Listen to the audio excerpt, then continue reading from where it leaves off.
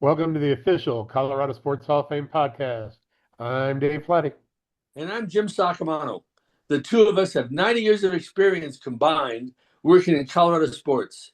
Myself with the Broncos and Dave with the Buffaloes, and both of us with the old Denver Bears, among our many experiences. We have been revealing 150 significant moments in Colorado sports history. The state's 150th birthday is just 2 days away, as on August 1st, 1876, Colorado was admitted to the Union as a 38th state. A veteran committee ranked the top 50 of those moments, all from over 2,000 that have been identified. Those are ranked by a committee with over 800 years combined of covering and or working in Colorado sports. We are now up to our number 2 moment, having previously covered numbers 3 through 150. The top 50 moments were debated and then ranked by that committee. For numbers 51 through 150, we covered significant moments scattered around the state and most of, if not all, sports. We are archived on the Colorado Sports Hall of Fame website with our podcast. Just go to coloradosports.org, click on the menu bar, and then top 150 moments or podcasts. But first, here's a couple of moments in Colorado sports history that weren't in those 150. On March 18th, 1939, the original Denver Nuggets, formerly known as the Denver Safeways, reclaimed the national AAU title for the city with a 25-22 win over the Bartlesville, Oklahoma Phillies. Denver had lost the 38 title to Kansas City 40-38 after the Safeways had won the 37 crown. And on August 7th, 1974, the Denver Rockets officially became the Denver Nuggets and changed uniform colors to red, white, and blue from Columbine blue and gold the previous 2 seasons. And of course, they had this really ugly lavender purple. The nickname change was done for several reasons, most notably that if the ABA and NBA merged, Houston owned the rights to Rockets. The new logo featured Maxie Minor. General Manager Carl Scheer proposed to change to owners Frank Goldberg and Bud Fisher with the foresight of Denver joining the NBA in the future. This is Mark Johnson, voice of the Colorado Buffaloes. As we count down the greatest moments in Colorado sports history, it's worth remembering that great sports moments don't just happen. They're built on preparation, resilience, and staying healthy.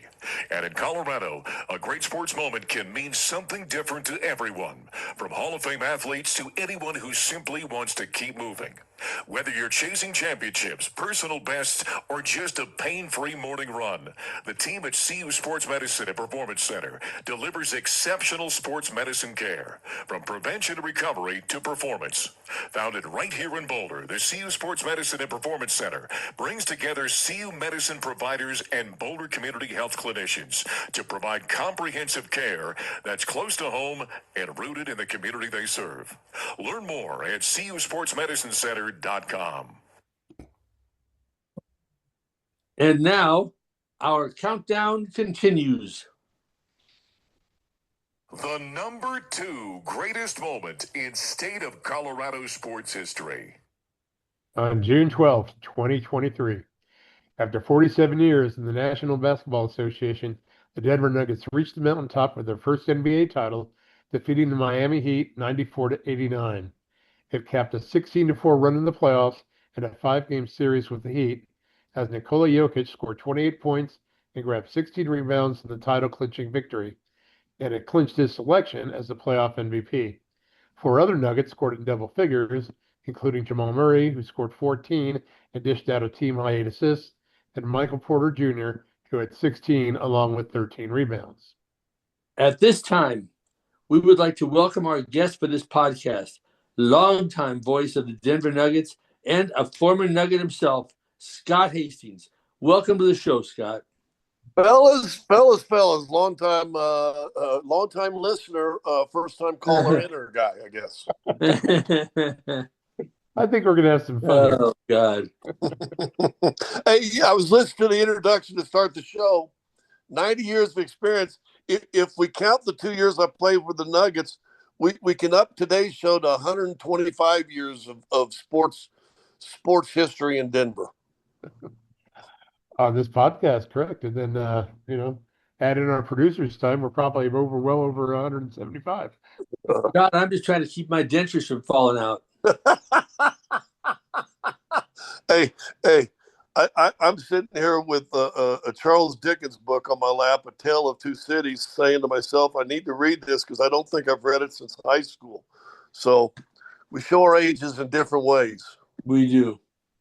You know what movie I saw the first time last night was In the Heat of the Night. Oh, that's a good one. Really? Wonder how many packs of gum Rod Steiger went through. There's a good name right there. You guys ought to do an old time podcast of just some of the old movie stars we tend to forget about. Yeah, somebody's got to remember them. So, Yep.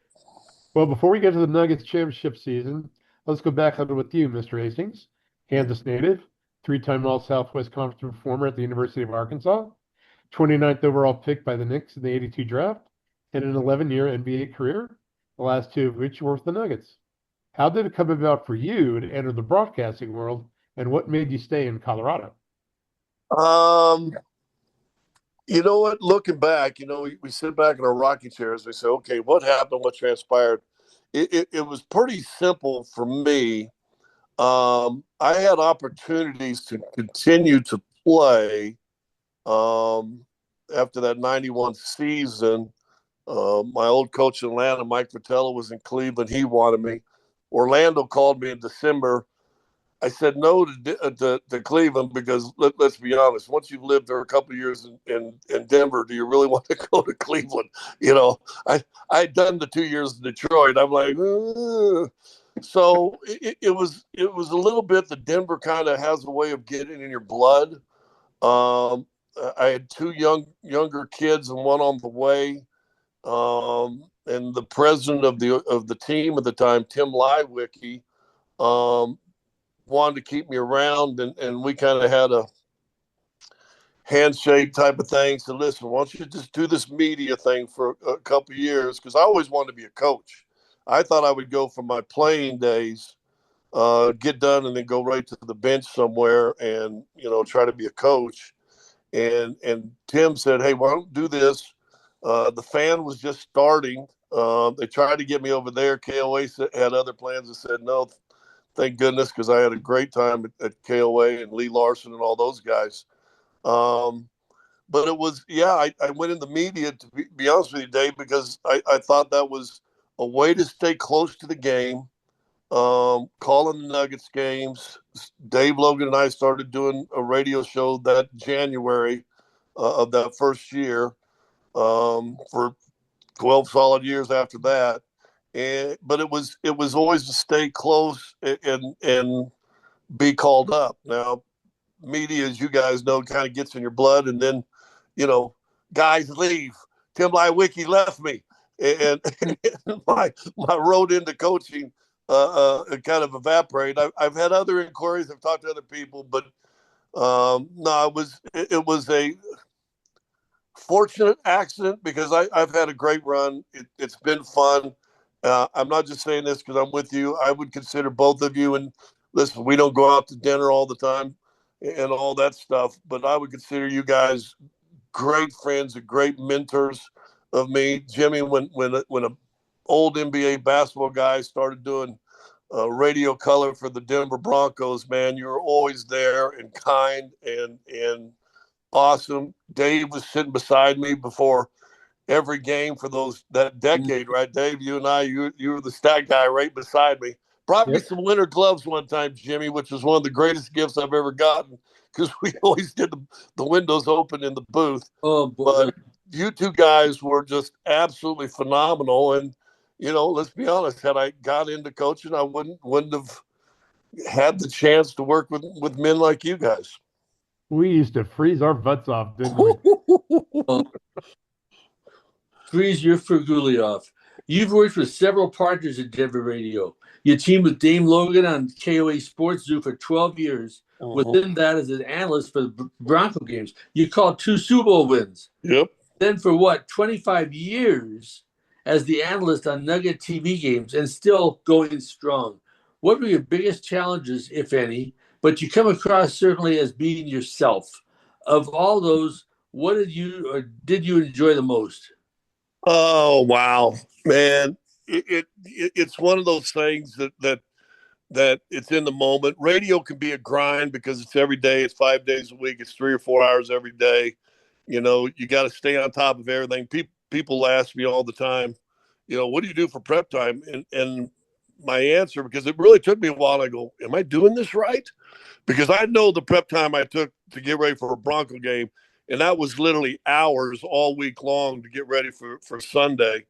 Um, but with talk radio, it's you're never off. The first thing I do in the morning, you get up, you read current events, you read all the sports headlines, you do this, ba-bing, ba-bam, ba-bing, you go, you catch all the shows, you watch all the sports. So when you say what's your prep time, all the time, really, when you do kind of talk radio. Um, the but when I got a chance to do the Broncos, it was such a challenge. And I'll say this, and I said it a while ago, I'm not kidding. You two guys were fabulous, fabulous mentors and helped me so much in that decade long doing it. But it was also, and Jim, you probably could talk on this. It was kind of a different era of players. I stepped back, and I was the same age as John, and John and I had become friends a little bit before I even got into the media. So we had a relationship. Steve Atwater and I had a connection because of the Arkansas thing. And you just start hanging around the guys. I'd go into the locker room every Friday back when it was cool to do that. And I'd go play darts with the offensive linemen. Mm-hmm. And they used to get the free chew. So that's what got me on chew all the time. I started chewing because I get a free can of Copenhagen back there. But it was just, it was, when I did the Broncos, I absolutely loved it. But I had Steve Atwater one time in preseason. I think you were in there, Dave. And Atwater came in the booth, and it's a preseason game, and we're talking, blah, blah, blah, and he's in my ear going, "Oh, this is going to be blitz right here. This is going to be a blah, blah, blah, blah, blah." So I start talking, picking his brain. Okay, how do you know this? Because watch the safety here. Watch if he starts dragging down. He's coming in, covering the middle. This guy, and it's for people who think, especially for football, that they're a bunch of meatheads, don't understand the nuances of the sport, and the study and the detail that especially the great ones really go through. So I absolutely love that. And then basketball was easier for me. I had great coaches um, in my playing days. I mean, I played for Hubie Brown. I played for Mike Fratello. And talk about attention to detail guys. And you learn. I even last year when I'm calling games, I'm still saying things that Hubie Brown said to me in 1982. As far as weak side help and this and that, and coming over the screens and lob passes into the post and blah blah blah. And then I coached for Chuck Daly, where I really saw a guy who understood how to manage people probably a lot better than Hubie and Mike, because they were kind of the old school guys. But Chuck, you just never had issue. He could diffuse an issue, and he just was brilliant with managing people and with saying what you needed to hear at that time. So I was real fortunate, looking back now, of seeing all these guys, and I just took all this information from all the people I was around. Dave was a great partner to work with. Mike Shanahan, Mike was invited us in and would always talk to us and sit down. I got a funny story. We could talk about that sometime. That one time I thought I got Mike mad at me, but it was. It was brilliant. It was fun. So to answer your question in a very long-winded way, when I was doing it, whatever it is, I absolutely love it. Now there's headaches and there's troubles and there's, the travel gets after you and all that stuff like that. But I can honestly say gosh, I really don't know if I've ever said this out loud. I really have loved broadcasting, and yet I've always, tickled this flame inside me that goes, why didn't you coach? Why didn't you coach? And yet while we're talking right here, I'm like, man, I really did love it. As far as being myself, someone told me that day one, just be you. Mm-hmm. And listen, I didn't go to the CBS School of Broadcasting or anything like that. I'd never talked to a media consultant until I worked with ESPN, and they brought some people in from ABC and gave us lessons and all this stuff. But yeah, listen, I'm going to be me. I've always looked at sports. I would say 90% of the people that watch sport is the guy and gal that is either spending a lot of their discernible income to come to games, Mm-hmm. or they're sitting at the edge of the bar, even at home. They're sitting with their buddies or their wife or whatever. And I never wanted to be a guy. I couldn't in football, but I never wanted to be the guy in basketball to talk down to them. And I just wanted to explain. I wanted them to laugh. Listen, you guys have been to a million sports bars in your life. Have you ever been to a sports bar and at one time or another during the evening not break down laughing? Mm-hmm. And so I just always kind of don't talk down, have fun. It's a game for cripe's sake. You know, we don't need to we don't need to make this brain surgery. So that's just always been my mentality. Some people may have liked it, some people may not have, but you know, it is what it is. I don't know if you knew this, Scotty, but I owned a sports bar with Jim Armstrong for 14 years. Well, there. So you know, We just sold it. Oh, yeah, I know. I also know how much a chicken wing costs, how much the drumette, and how much the flat is. and how much profit it is in a draft beer as opposed to a bottled beer. You know it. All right, now on to the Nuggets. Denver had made the playoffs 31 times in 50 years in the NBA, and all but 2 of 9 years in the ABA. And those other 2 years, they had a playoff tie game to get in the playoffs. So more often than not, the franchise has played in the postseason.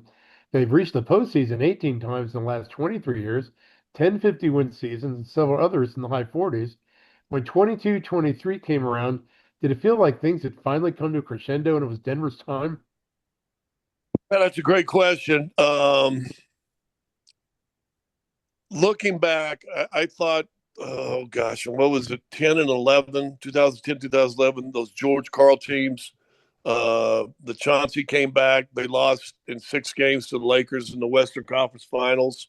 And they gave 2 of those 4 losses. They gave away. If they could just throw the ball in bounds, they win 2 games that they end up losing. I thought that was the year. And if you remember the Knicks years, right, it was right after the All-Star break. George and his staff, and they give the teams with the best records. You know, the coaches become the coaches of that. That's when he came out and announced that he had throat cancer, and everything kind of fell apart. You know, the rest of the season there was disruption in the rank, probably more disruption in the rank from the coaching staff than even the players. Um, so I thought that team had a legit chance. But then all of a sudden they drafted this big 7-foot Serbian guy who is unlike anybody.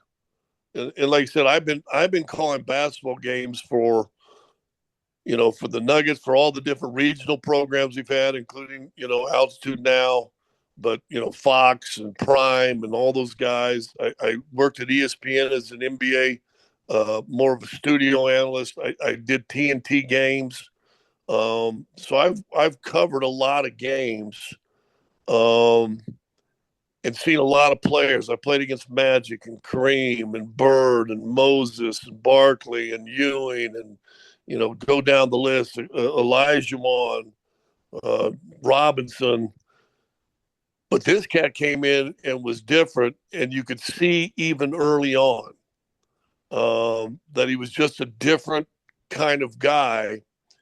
And as it started to progress, and he won the MVPs. In fact, think about this, guys, the year he won it, should have won the MVP, but they gave that season to Embiid. He had won the previous 2. And yeah, you know what? It felt like, okay, this is time. It was obvious the national media didn't want Joker to win it again, so it almost felt like there was pressure of trying to prove that you earned that award. And I'll be honest with you, he's the most humble star I've ever seen. When he says he doesn't care about those awards, he really doesn't. Yeah, looking back, it probably was a little special. It was a culmination of things. They'd had opportunities, the turnovers I talked about in 2010, the cancer for your head coach in 2011.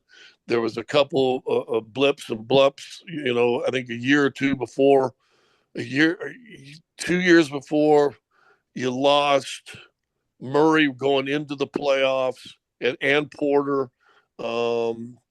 You lose a game 7, 3 years, I think, before that at home against Portland when McCollum just absolutely goes off. And I've always felt this, and Jim, you could talk about this with the Broncos. You have to go, and David, you probably even talk about this with CU in those championship years too.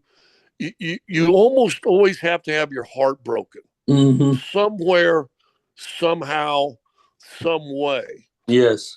And the Nuggets, counting the ABA over 50 years, then think about this, over 50 years and never played in a final. They had never even gotten to a final. And I think it gotten to 4 or 5 Western Conference finals. But, yeah, probably just felt Luke was right. And the one thing that stands out to me in that run through the playoff, as Dave mentioned a while ago, 16-4, was, and listen, you saw this with John Elway all those years and all the great players and all Americans at CU. You probably saw this too, Coach Mack, David. Joker had a different, you can almost see it in their eyes, right? When they walk through the hotel lobby, you're like, dude, we don't play for, 24 hours. This guy's already ready to go. So, yeah, it was probably time. As focused of a group as I've ever seen. People could say, well, they didn't really play anybody. Well, they played everybody to beat everybody else they were supposed to play. So I guess they did play who they were supposed to play. And then they just didn't, they didn't just beat them. They wore teams out, if you're being honest with you. You swept LeBron and the Lakers in 4 games in the Western Conference Finals. Come on now. And that was everybody's darling. So, no, it was time. It was well-deserved. And as you know, both you guys know, once you do it, the fan expectation changes a whole lot different. And I think that's something you have to learn to deal with too. And I think they're kind of in the middle of that process, hopefully coming out of it. Yeah, and the more you win, the more you're at the championship level, the more likely you are to lose some. Like the Raiders, the Steelers, I think they're great, great championship histories in the NFL. Man, if you look at it, they both have their hearts broken a bunch of times. They lost some tough ones. And you have to do that. Denver lost the Lakers in the conference finals the COVID season once resumed. But then lost to the first round of Golden State the next season. Could you see any particular motivations from dropping those 2 series and know what adjustments need to be made? Yeah, the COVID year was a funny year. We're broadcasting those games, sitting back in a studio in Denver, and they're in their little bubble in Orlando. Yeah,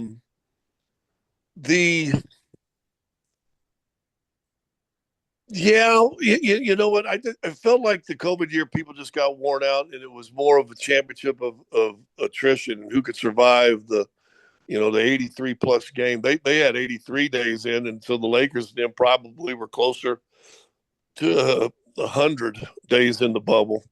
And then the next year that loss to Golden State, that's when I knew this team was going to be pretty good, and they had a chance.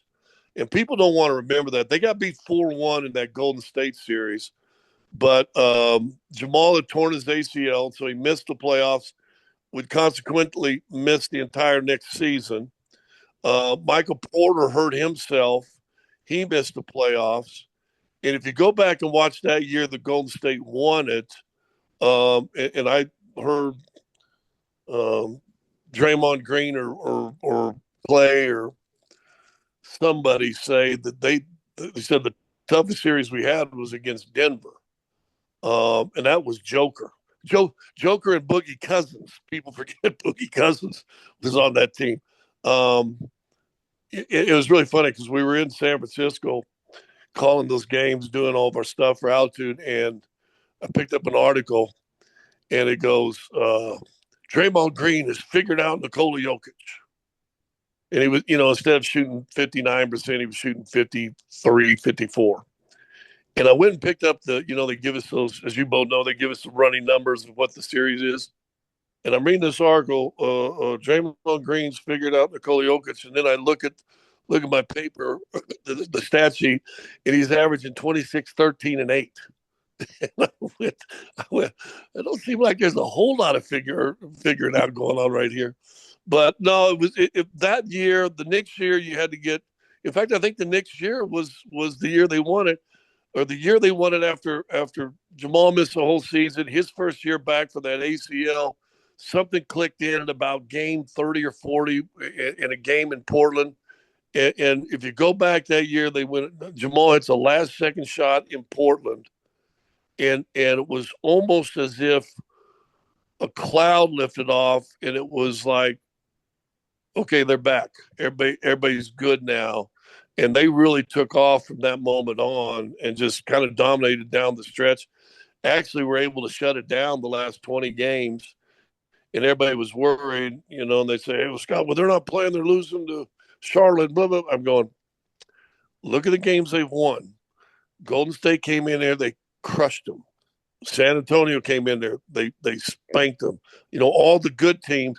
And then they'd lose to some podunk team or give a game away to somebody. I said, but look what they're doing against all the good teams. They're pounding them. They're resting and getting ready for the playoffs. And so, yeah, all those were little signs, fellas, that if you look back, when you're in the middle of it, you don't really see a lot. But when you kind of look back, you realize, okay, this thing was kind of getting in the works, probably in the midway of that season. You've kind of ran through some of our next few questions, so we'll kind of condense them a little bit. The championship season, it was a pedestrian start with a 10-7 record, though 11 of the games were on the road and they won 6 of those. But at the time, they had all these aspirations. They opened up 10-7. Was anything special going on in the sense that this might not be the season for us? No. And I don't know, you guys give me the answer to this. If college football and the pro football are the same thing, I know New England kind of felt like this during the Brady era, but for me, the first quarter of the season, so the first 20, 21 games, somewhere in there, I try not to judge teams. After you get through 21 and you go through that stretch of, game 21, game 22 to game 62, that's when you kind of realize who you got or who you don't have. And yeah, they had a slow start. And again, I don't know what game it was in that run, but it was a last second win against Portland in Portland, which has always been a tough place for Denver to play. The season took off from there. When you were still just 14-10, things started coming together. The Nuggets win 32 of the next 41 games, improved to 46-19, left Minnesota well behind in the divisional race, 7+ games up on all others for the conference mark. Do you recall what made the team catch fire, if anything in particular? Well, listen, the one thing, people love and hate Jamal Murray. But there's no doubt, even his detractors have to admit the guy's pretty good and the guy's pretty clutch. And you need that in the NBA. You got to have guys that make or miss. There's that famous commercial by Jordan. Everybody remembers me for the last second shots I hit. They forget about all the times I missed and failed. But that takes a certain type of mindset. And again, I go back to that Portland game when Jamal hit that shot. That was the realization. Okay, now we got two. We got two guys at the end of games that's not afraid to have the ball in their hand. And you guys watched a million games, and I challenge you to do this. I try to tell people this.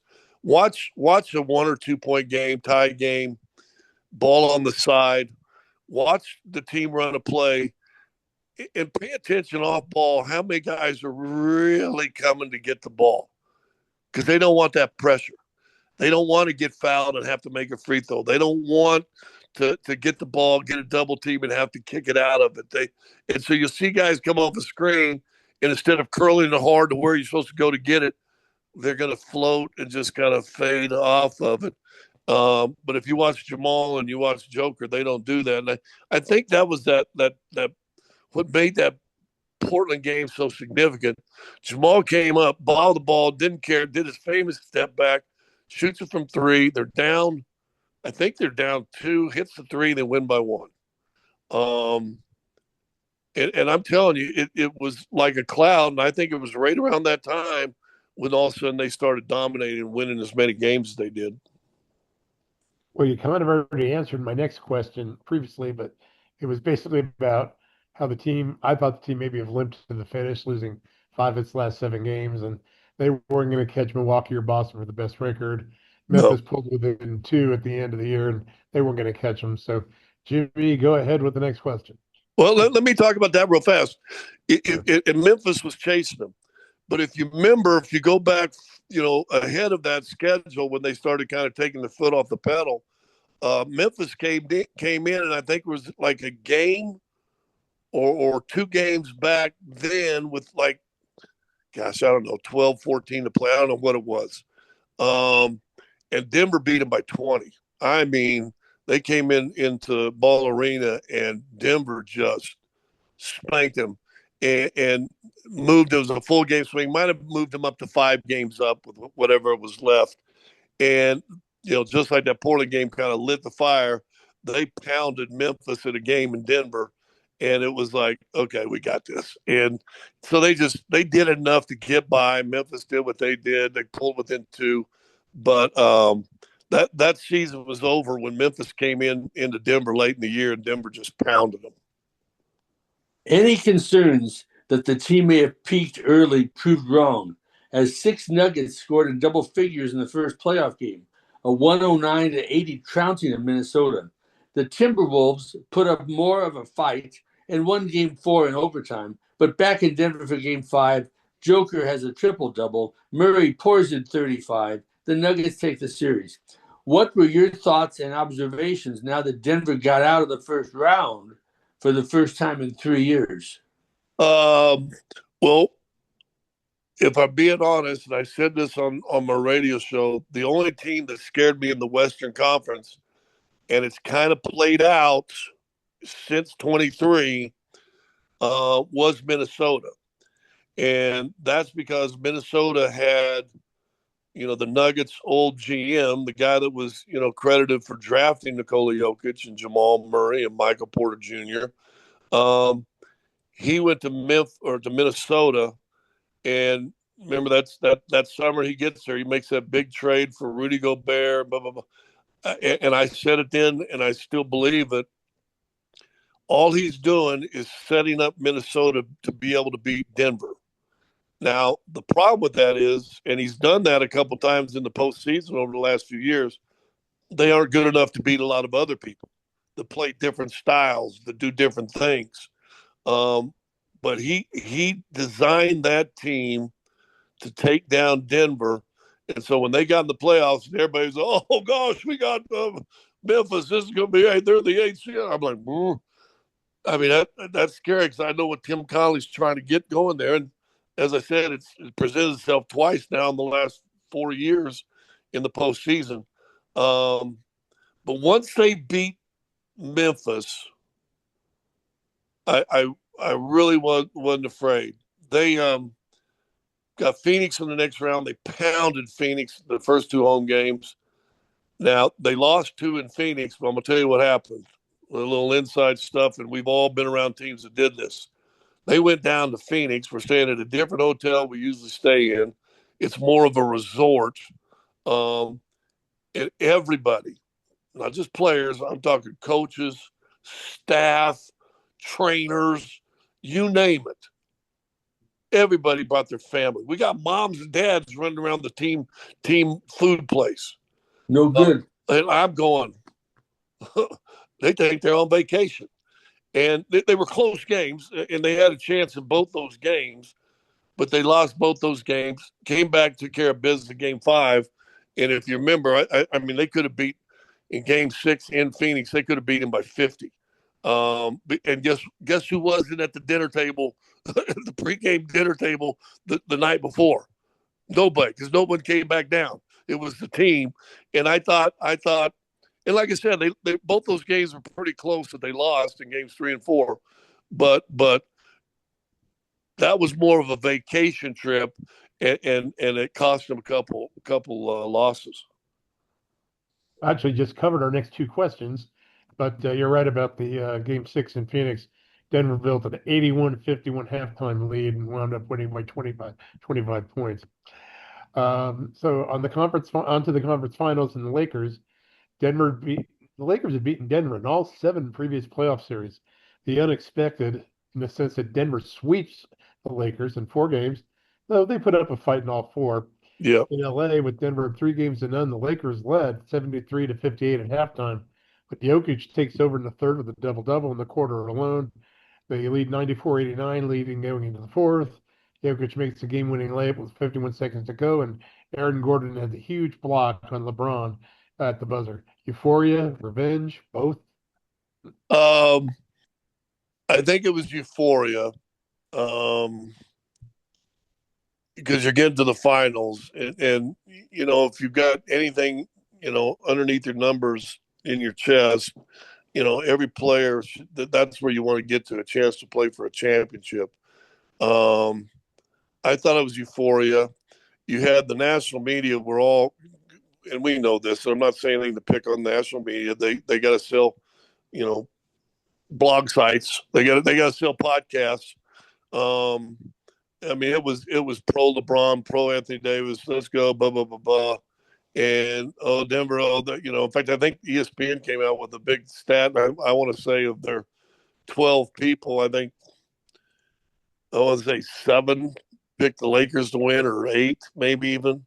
So yeah, there was euphoria, but it wasn't like mass celebration. It wasn't okay. We've accomplished something. We finally beat the Lakers. Now, you guys know what fans are like in town. I know there was a whole lot of fans. That was almost as good as winning a championship, knocking the Lakers out of the postseason, because, as you mentioned, 7 straight defeats in the postseason, and I think 3 or 4 of those when Doug was the coach in the Western Conference Finals, at least a couple of them. So yeah, it was euphoria, but it wasn't a celebration, guys. And Jimmy, you'll remember this, and I try to tell everybody this, the story. And when I was covering the Broncos, I was the analyst, and so I would come down at the 2-minute mark, and to be, with our deal with KOA and the Broncos, I was coming in right with the team, right? I'm in there, when Mike's talking and everything else, and then Mike goes right to a phone headset with Dave, and then I get the quarterback. I'm in Kansas City, and remember, we had lost. This is the first Super Bowl year. The Broncos had lost in Kansas City late in the season. What was it? Pete Stoyanovich kicks the field goal. Yep, but it was also that was like, just Kansas City's always been a tough place for Denver to win games. Mm-hmm. Even in Mike's dominant years, Gunther Cunningham, right, always figured something else to keep the games closer, to steal the games. But they just beat Kansas City in the playoffs on the road. They hadn't won there forever, it felt like. They had just lost there late in the season. It was a cold, crisp, miserable kind of day.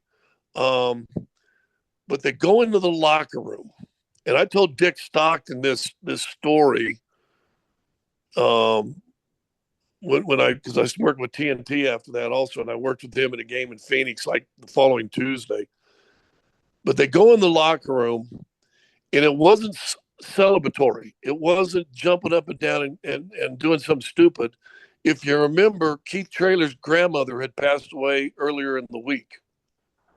And I always get choked up when I tell the story.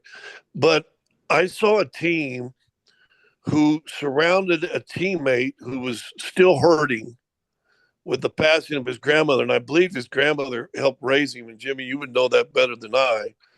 But I saw a team more concerned about their brother than they necessarily were about winning in Kansas City.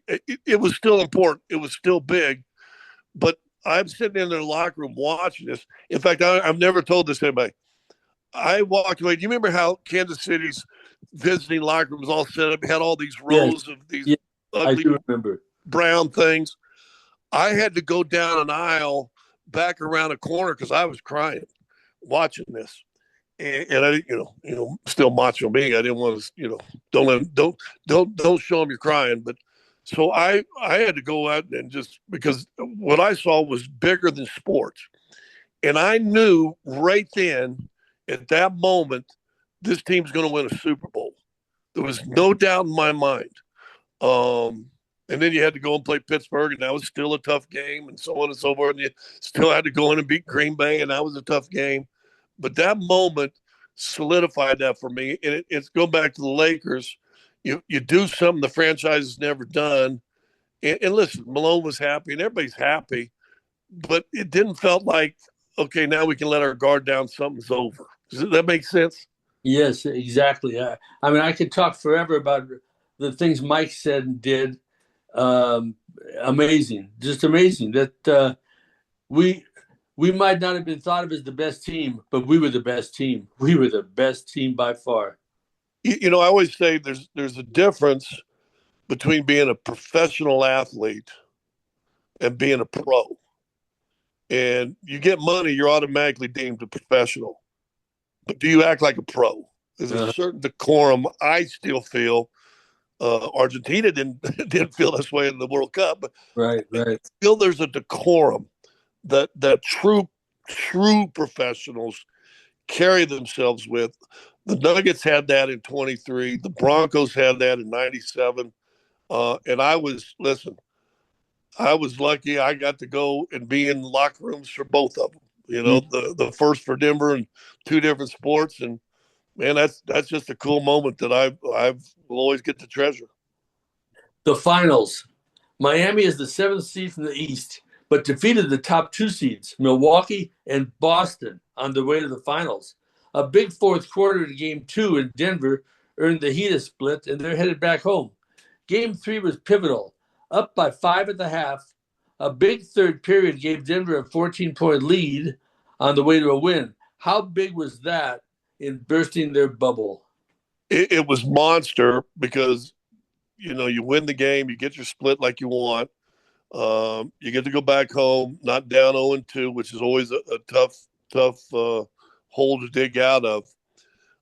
My recollection in Game 3 was the introduction of a rookie who was just absolutely phenomenal in that second half in Christian Braun. Christian Braun, I mean, just took over the game, made a couple shots, got some steals, was driving the lane, was just he helped turn that game around in that third and fourth quarter, and they win that Game 3. So you still had Murray, I think, had one of those games, either Game 3 or Game 4. I think one of those two, or they both had triple doubles in one of those games. So they were still doing their stuff. But in basketball, you always need, and I think Shaq and Barkley always talk about it on their show, you always need others. You always need others. And to me, it was Christian Braun in Game 3 and then Bruce Brown in Game 4. And there was no doubt in my mind, once you brought it back home, that thing was over. Mm-hmm. And you're right. In Game 4, another big third quarter paved the way for a 3-1 series lead, as you said. Then going back to Denver, same deal, except it was down 51-44 at the half. Yep. But they held the Heat to just 38 points in the second half, win 94-89, and they're NBA champions. They did it. Final, your thoughts? It was surreal.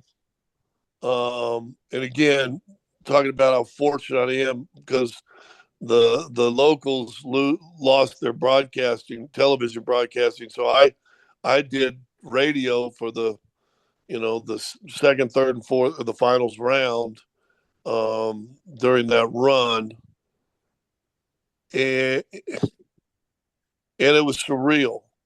I mean, the Broncos, waited Jim, 37 years to get their first Super Bowl, although they'd had 3 times in the 80s. But the Nuggets, if you count the ABA days, had 50 plus years. And you could just see it. The one cool story before Game 5, we're out and Altitude would do some pregame and postgame hits, and we're out in the crowd. Imagine this: they put me out with the fans, right? So I'm out there talking with guys, walking back in because now I'm going to go do my radio duties with Cause, and this older gentleman, I say that now with respect, comes up and says, "Hey, can I introduce you to my dad? He's been a season ticket holder since the Rockets, and they played at the Coliseum, or maybe the early Nuggets or something. Anyway, long time ago, right? I think he said Rockets." I said, "Yeah." And so here comes this other guy. His dad comes up, little hunched, weathered by the years. Hemingway could write the introduction so much better than I can. And it was just a pleasure. And the joy in his face. And I talked to him, and I said, "If you don't mind asking, how old are you?" He goes, 94. I go, wow. And here's your chance to get Nuggets. Had been a season ticket holder forever, blah, blah. I said, great. I said, let me ask you, how old's your son? He goes, 72. So, and Jim, you probably got thousands of those stories with the Broncos when they finally won. But, it just really came to life for me because, we get in broadcasting, we have our jobs, we're, in the SID office, the PR office, and you kind of think, and you got your people that you're always around and you're doing it. And to meet a guy that's been, 40 years earlier, being a Nuggets fan or a Rockets fan at the Coliseum, and here he was walking into an arena where the Nuggets could finally clinch a championship. It was a cool moment. I don't remember their names, and I wish I did.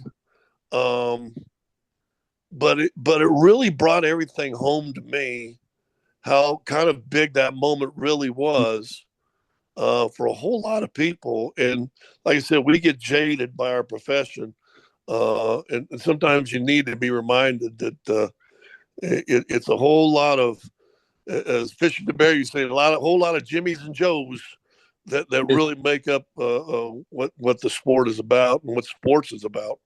Yeah. Looking back, what do you believe were the most important keys to Denver winning the title? But beyond that, I've got to say, Scott, I don't think you realize, I'm not sure you do, if you look to ask all Nugget fans to list of all-time guys, you're one of them. Well, you are one of them, and so the role you've had is better than coach. I agree. not as well paid, but I'll get you. No, yeah. Listen, Jim, I appreciate it. When they told me they weren't going to renew me for this upcoming season, I was cool with it. Everything comes to an end. As a week or two goes by, all of a sudden this thing in the pit of your stomach starts to hit you, and you're like, "What is that?" And it's not about money, and it's not about status. And the only thing I can say is it's about not getting to do something I really loved, and I've been doing it. If you count the 2 years I played, I've been kind of involved with the Nuggets for 35 years. That's right. Broadcaster for over 30. But man, it's been fun, man. It's been a fun ride. I've seen good ones. I've seen bad ones. I've seen I've shook hands with a whole lot of different owners. Not everybody can say that. I don't know if the Broncos understand, how really lucky they are to kind of have solidarity in their ownership group, at least especially once Pat got here. But it's been a good ride, and they had all the markings. They had good drafts. They had good free agent pickups, and it culminated into really a team, two superstars that were phenomenal, and all the pieces, the Michael Porter Juniors, the Aaron Gordons, the uh, Green and KCP and Bruce Brown and Christian Brown and all these other little pieces that just slid in. And it does remind me of that 97 team where you knew John Elway's your star, but he's in his declining years. You got a new star on the rise in Terrell Davis, and you got all these other pieces, really good players. Shannon's there, and Steve, and Bill, and Keith, and just great pieces that just fit in perfectly. And and I bet you, Dave, you could do that with the CU championship team. If you go back and are honestly able to assess, you look at it and you see how all these pieces that maybe you just didn't appreciate in the moment can now look back and go, man, he was only a third down specialist. Boy, what a job he did on third downs. Yes. What was the receiver Green? Wasn't there a receiver, Willie Green? Really? Listen, he had some big moments in the playoffs, but he wasn't as. I mean, you had Rod Smith and Ed McCaffrey. Yeah. Willie Green was a solid third backup guy. Oh, he was a tremendous player. We had a backup quarterback lead us to the national title after Darren Hagan got hurt. Yeah. Yep. Think about that. I mean, listen, the stars get the accolades, but the teams are really who win this thing. And as we just talked about with that championship, Christian Brown in game 3, Bruce Brown in game 4, KCP was monster in game 5 at home. And the stars did their stuff, but you don't get over the top without all the pieces just really clicking and fitting in. And it's got to have. Well, that puts a bow on our podcast today there, Scott. We appreciate you taking the time out to join us. Now, you guys forgot because you ain't been around me long that I tend to get going. I start rambling, so I apologize for that. Thank you very much. Better to have it long than short, and you sit there going, well, what are we going to ask him now? He hasn't said anything, But thanks again. Really enjoyed it. Now, I honestly, and I say this truthfully, I love both you guys, and you guys have treated me better than I deserve to be treated when I was trying to get into things that normal people would say, what are you doing here? And you guys were kind, helpful, mentoring, and I will love both of you for absolutely ever. Feelings mutual. Absolutely so, Scott. Thank you, guys. And we didn't treat you any better than what you deserved. That's well, I appreciate that. Well, on that note, we'd like to thank our sponsors, Passages at 10th and Pearl in Boulder, CU Sports Medicine, the Colorado Collegiate Chronicle, produced by occasional co-host and executive producer Tim the Fish Simmons, and Mark Johnson for introducing each moment's number. We do hope you're enjoying our podcasts, reminiscing with our trips down memory lane in the state's sports history. That's a wrap on our 46th podcast. A reminder, though, that the Hall of Fame offers tours of its museum and the stadium, as well as Empower Field and Mile High.